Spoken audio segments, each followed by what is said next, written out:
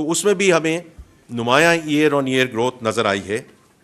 اس میں کچھ میں آپ کو مثالوں دوں گا کہ سیمنٹ کی طلب میں 10% اضافہ ہوا, فرٹیلائزر میں 17% اضافہ ہوا, پیٹرولیم میں 5% اضافہ ہوا, آٹو موبائلز میں 31% اور موبائل فونز میں 9% اضافہ ریکارڈ ہوا ہے. And this again translates into various sectors, اور ان کی جو ڈیمانڈ بڑھی ہے اور اس کی وجہ سے جو اگین جو براڈ بیس گروتھ کی بات ہوتی ہے یہ اس کو سپورٹ کرتا ہے. سروسز ہمارا ہمیشہ سے ایک مضبوط اینکر رہا ہے, بیکاز یہ مجموعی طور پہ close to 58% of our G D P کا حصہ ہے. تو یہ 4.9% گروتھ ریکارڈ ہوئی ہے, جو ونس اگین 4 سال کی بلند ترین سطح ہے.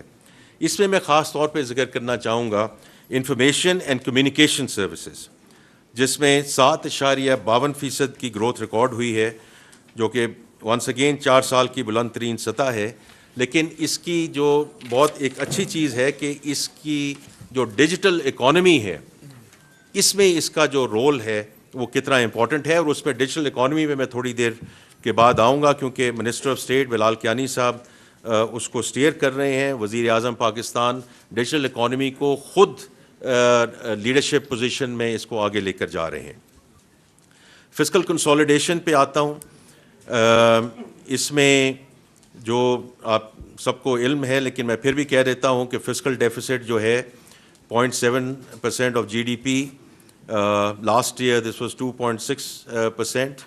اسی طرح پرائمری سرپلس میں بھی بڑھاوا آیا ہے, اور خاص طور پہ ایف بی آر کے محصولات کی میں بات کرنا چاہوں گا, کیونکہ چیئرمین ایف بی آر یہاں موجود ہیں, جہاں 10.1% اضافہ ہوا ہے, اور ماکا پیمنٹس جو ہیں اس میں 23% کمی آئی, جس سے ہمیں اضافی فسکل سپیس حاصل ہوا ہے.